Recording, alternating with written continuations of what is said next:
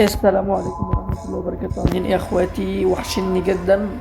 شرح النهاردة عن طريقة فك حظر حسابات التليجرام، عشان في ناس كتيرة كلمتني وبتقول لي انا ما بعرفش افك رقمي على التليجرام، ازاي بتفك ارقام التليجرام؟ طب يا لافا، عندنا ارقام كتيرة بتبقى عايز تتفك. النهاردة هنتكلم لكم ازاي تفك حظر التليجرام اللي هو هذا الحساب محظور. طب تمام، تعال نشوفوا الشكل بيبقى شكله عامل ازاي. بص يا رجاله، دلوقتي مثلا احنا معانا الرقم ده، تمام؟ تيجي تعمل تخطي، تقوم جاي دايس نعم، هيقول لك عذرا هذا الرقم محظوظ. تمام. لو دوست على المساعده هيتعبك، فاحنا ندوس حسنا. بعد كده نطلع بره كله. تمام. بعد كده تخش على اي متصفح عندك، مثلا متصفح كروم، تمام، وهتكتب الكلمه دي: دعم تيليجرام. سهلة وبسيطة اهو. تمام. بعد كده تدوس على الدعم الفني. تمام. نعمل ريفريش، اطلع فوق، بيقول لك هنا الرجاء شرح مشكلتك.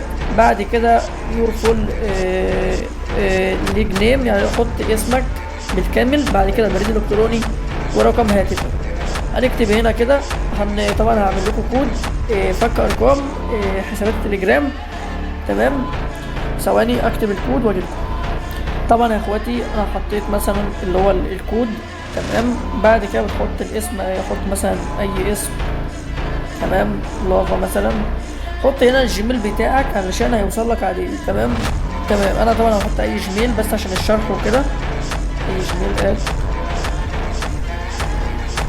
جيميل @gmail.com. تمام. وهنا لازم تحط علامة البلس، وبعد كده تحط الرقم. بعد كده يا كبير تقوم جاي عامل ارسال. هتعمل الحوار ده كم مرة؟ هتعمله 40 مرة من الموقع.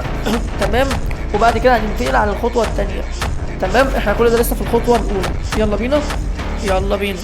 طبعا احنا هنعمله بس عشان شرح بسيط ومبسط، فانا هشرحها هنا مرة واخش على الخطوة التانية على طول. وانت كل اللي عليك هتبعت للشركة من الموقع 40 مرة، ومن الجيميل كتير. انت ممكن بس تبعت 200 مرة للجيميل عشان التليجرام ما بيردش. تمام. هروح اوريك ازاي تبعت. تمام.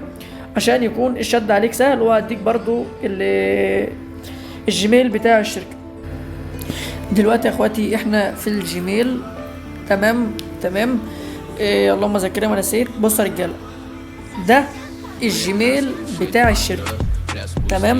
بعد كده هتكتب هنا برجاء الرد، احذف برجاء الرد في اسرع وقت ممكن وشكرا. وطبعا تحط نفس اللي انت حطيته في الموقع، هتحطه تحت هنا في الموضوع. بعد كده هتدوس على علامة الارسال اللي فوق. عايز تبعت 150 مرة 200 مرة، ما تستغربش من العدد. هو انت لازم تبعت العدد ده كلته علشان التليجرام صعب. ولو انت حابب توفر على نفسك وتيجي افك لك برضو مفيش مشاكل. عندنا فك التليجرام وتطيير تليجرام، ايا كان المنصة اللي عندك احنا برضو نقدر نفكه او نطير، اسكان واتس او تيلي، اسكان يوتيوب، اسكان انستا وغيره وكله. تمام.